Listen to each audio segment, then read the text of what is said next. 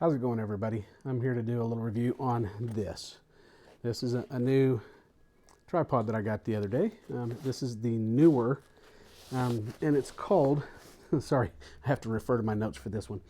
It's called the 72.4-inch aluminum tripod monopod 360-degree rotating center column and ball head with horizontal boom arm. That's a mouthful. This is a pretty neat tripod. I really like this. I just got it the other day. I've had a chance to use it a couple times, not a whole lot.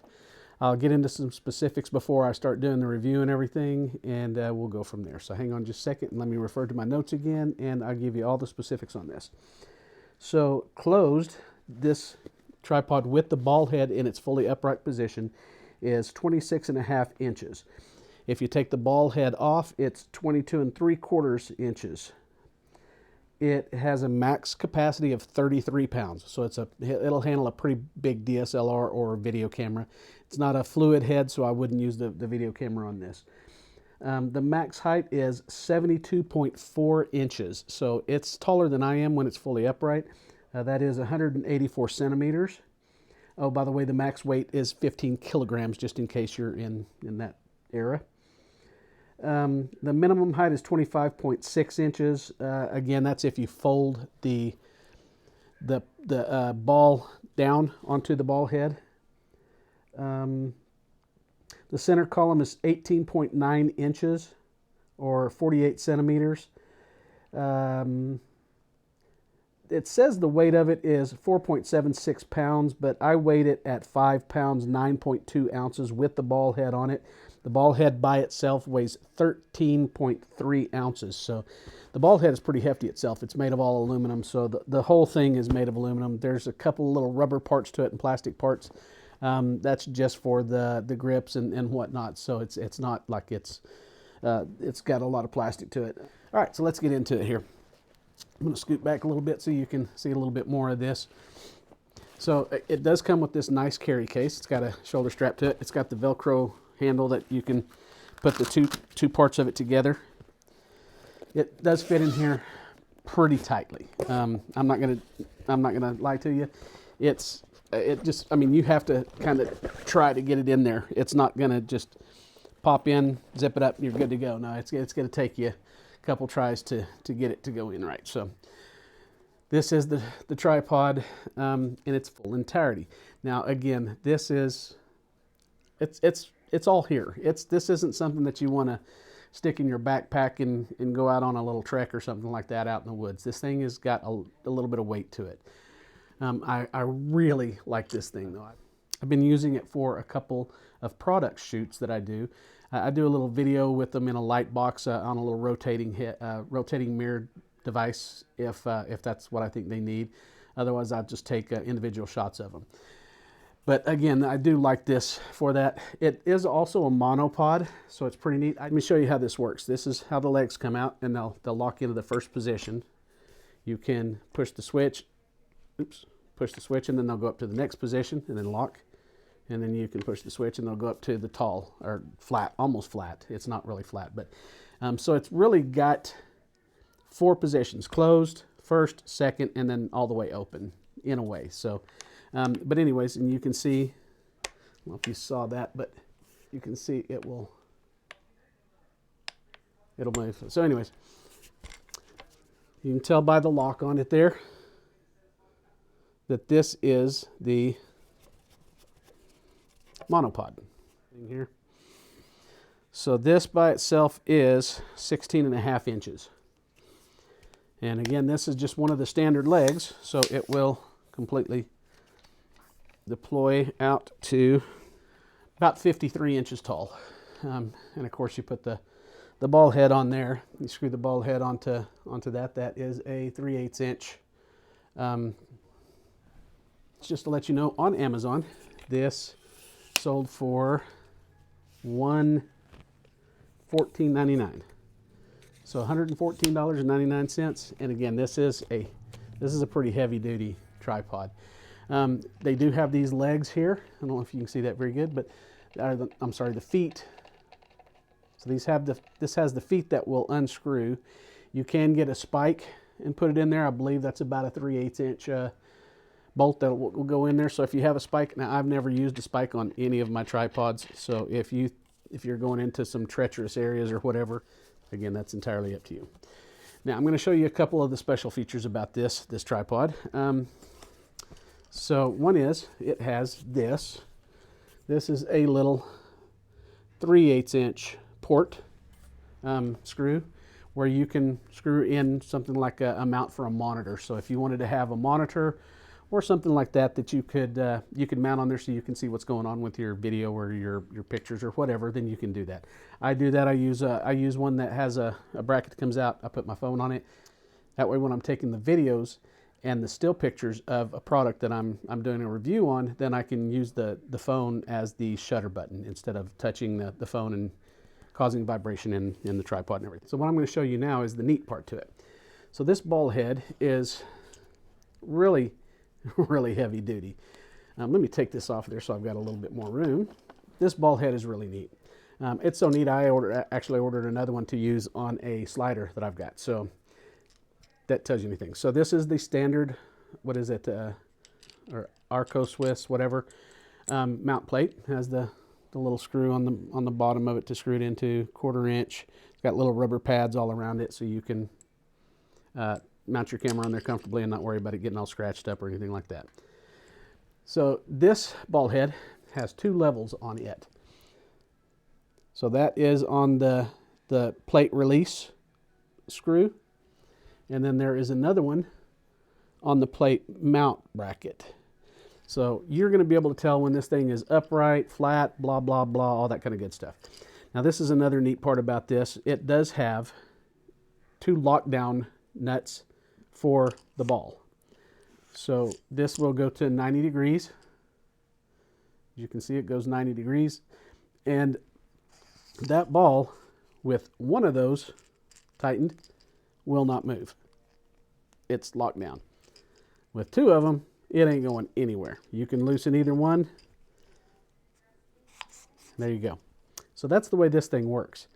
Now, this is really neat because if you've got a big heavy DSLR or something on there, you don't have to worry about losing this thing. It's going to stay exactly where you want it to, and it's not going to do the little droop things while you're doing your video shoots or your audio, your photo shoots or anything like that. Again, this is a Neewer. So it also has this lockdown, and that makes it so you can't rotate the base. So this has numbered degrees on it, and I'll show it on here. So this has, ooh, it's kind of hard to see with the lighting, but it has numbered degrees on there for rotation.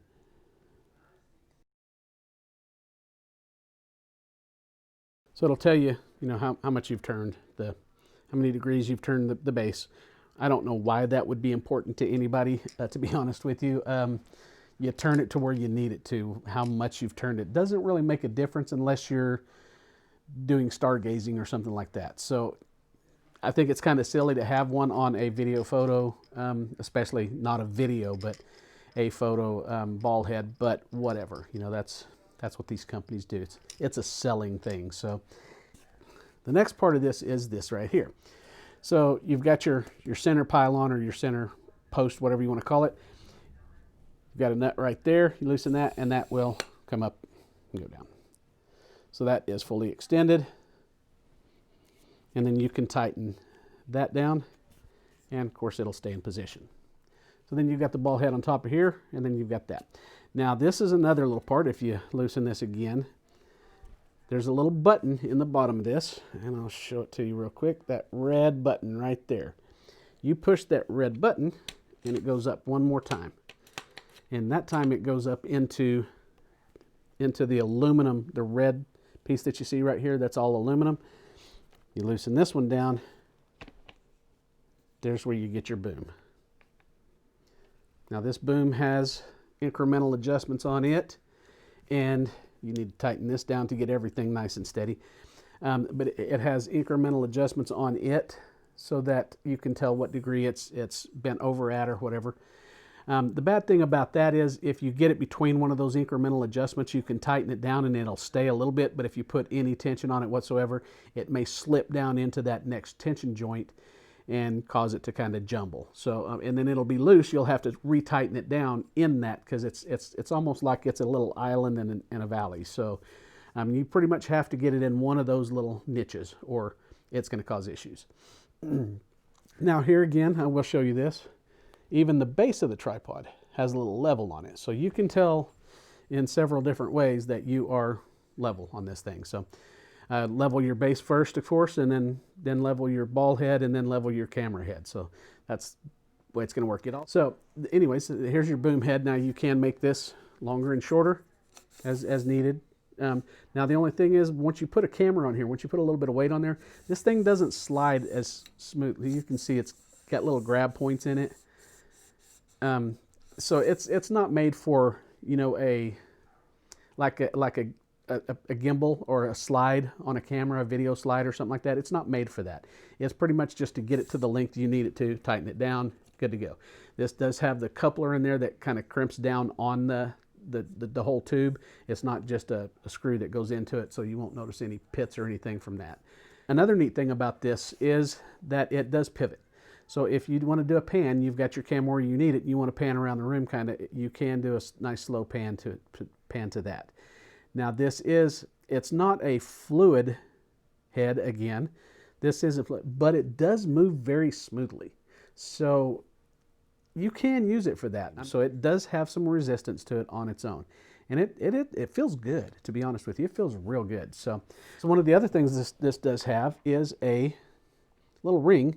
So you can attach a sandbag, a carabiner or something like that, and attach a sandbag to it to help weight it down. Once you get this thing up in the air, this is sturdy. It is very steady. I'm not going to lie to you. This thing feels really good. It will topple over just like anything else. If you don't have it balanced right, or if the wind blows too hard, somebody bumps it, it can fall over. So putting a sandbag on there will decrease the chances of that. And I would highly recommend that, especially if you have it up to full height. Now again, this isn't one of the cheap $9, $18, $20, whatever tripods that you can get on Amazon. This is a very good feeling, very sturdy tripod. So I would have all faith in putting a DSLR on the top of this thing all the way extended up. I'm even taller than me and using a little monitor showing down. I wouldn't have a problem doing that at all. It feels really good. I would use it for that in any circumstance. Now again, this does have several different things that you can do with it. One of the other things is you loosen this up. You can take this out and you'll see a little detent on here. When you push that red button, that little red detent goes in, and that's how you can get it in there. So you can actually flip this around, push that detent in, get it lined up right. Sorry, push the button so the detent, and it goes through. It will still catch on it. Now you're pushing out the other way. I don't know why anybody would want to do that, but you can do it. Now, so this is the option that I did think of though. You can go up into the bottom. So you can put this down, go back in, so you can put your ball head on bottom, and now you'll have to, when you push this up in there, you will have to tighten it down to where it won't slip. So you can take those pictures where you're close to the ground. So that is one way of doing it. I personally don't like that way very much. I think it's too much work, first off. I mean, there's no reason to have to go through that much to do what it does, you know, the right way. Anyways, and that is to get it to there, break this over, and now it's right beside the tripod. So you can go, it's almost, well, you can see it can go almost any angle up in there. So if you've got your legs apart far enough, that doesn't sound right, but anyways, so you can see that. It can take upside down. You can get close to the ground and do it that way even, so that you are, you know, you've got your camera mounted upright and you're using that ball head to mount it like that, and you've got the ball head going on there. So it's facing off, the camera's facing off this way anyway. So you are pretty close to the ground anyways. So I think that's about as much info as I can give you on this tripod. It is, like I said, it's very heavy. It's a Neewer, Neewer. Now it does have a model number on here, which is N284 Plus Go. I saw that nowhere on the Amazon site, so I don't know if that is just a marking on it, or I'm not sure what the deal is. But again, this is a very heavy-duty tripod. I think I'll enjoy this for quite a long time. It's got everything that I need it to have. I've got my studio tripod here that stays here. I'll never take that outdoors or anything. I don't need to. This one will be used more for doing, if I need to go somewhere where I'm going to need a tripod to set up, monopod, or for my product videos, because that's what I do most of is products. So I will take some pictures of this fully upright and get those on this video too. If you have any comments, questions, or concerns, please leave that in the comment section. And if you feel the need to, please like and subscribe, and we'll see you on the next one. All right, thanks a lot. Bye.